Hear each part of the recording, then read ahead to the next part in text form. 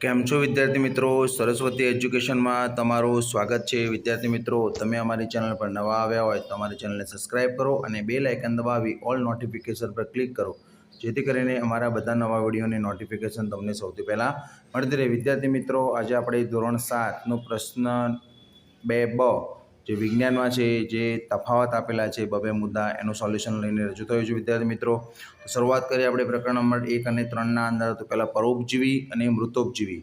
પરોપજીવી કોને કહેવાય વિદ્યાર્થી મિત્રો? તો પરોપજીવી પોતાનું પોષણ બીજી વનસ્પતિમાંથી મેળવે છે, જ્યારે મૃતોપજીવી એ સડેલા અને મૃત પદાર્થોમાંથી પોષણ મેળવતી હોય છે।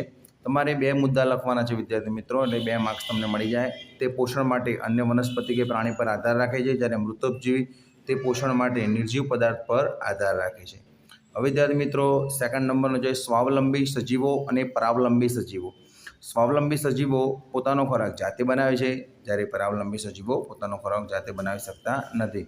સ્વાવલંબી સજીવોમાં હરિતદ્રવ્યની હાજરી જોવા મળે છે, જ્યારે આમાં હરિતદ્રવ્યની હાજરી જોવા મળતી નથી, એટલે કે ગેરહાજરી જોવા મળે છે। હવે લીલ અને ફૂગ છે તે સ્વાવલંબી છે, તે પરાવલંબી છે। તે હરિતદ્રવ્ય ધરાવે છે, તે હરિતદ્રવ્ય ધરાવતી નથી। હવે નાનું આંતરડું મોટું આંતરડું જોઈએ વિદ્યાર્થી મિત્રો। નાનું આંતરડું, તો નાના આંતરડાની લંબાઈ લખી નાખવાની 7.5 મીટર, જ્યારે મોટા આંતરડાની લંબાઈ છે 1.5 મીટર। તેમાં ખોરાકનું પાચન અને શોષણ થાય છે, જ્યારે આમાં ફક્ત પાણી અને ક્ષારનું શોષણ થાય છે। હવે વિદ્યાર્થી મિત્રો, આગળ આવે છે ક્લિનિકલ થર્મોમીટર અને લેબોરેટરી થર્મોમીટર।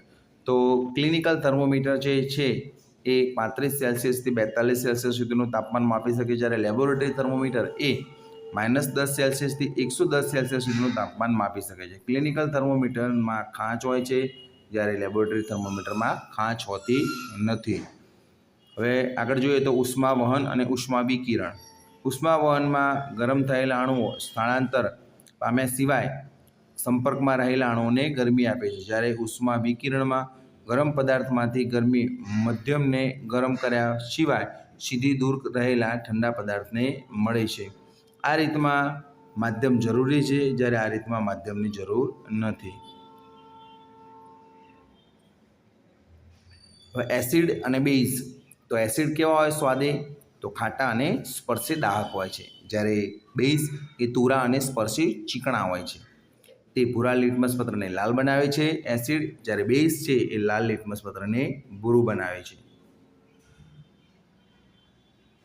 હવે વિદ્યાર્થી મિત્રો, જોઈએ આગળ એસિડ અને ક્ષાર।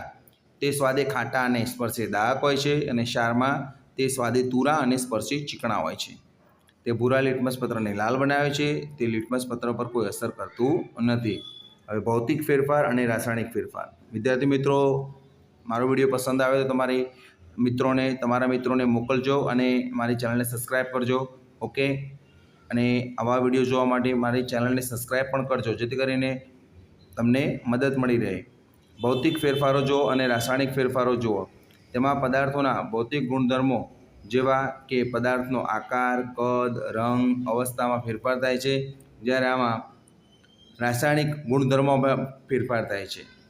તેમાં નવા ગુણધર્મોવાળો કોઈ પદાર્થ ઉત્પન્ન થતો નથી, જ્યારે એમાં રાસાયણિક ફેરફારમાં નવો પદાર્થ ઉત્પન્ન થાય છે। હવે જોવા જઈએ વિદ્યાર્થી મિત્રો, જારક શ્વસન અને અજારક શ્વસન। જારક શ્વસનમાં જોઈએ તે ઓક્સિજનની હાજરીમાં થતું શ્વસન છે, જ્યારે અજારક શ્વસન તે ઓક્સિજનની ગેરહાજરીમાં થતું શ્વસન છે।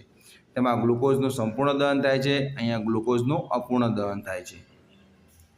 શ્વાસોશ્વાસ અને શ્વસન તે એક ભૌતિક કે યાંત્રિક ક્રિયા છે, અને તે એક દેહધાર્મિક ક્રિયા છે। તે શ્વસન અંગો દ્વારા થાય છે, તે શરીરના બધા જ જીવિત કોષોમાં થાય છે।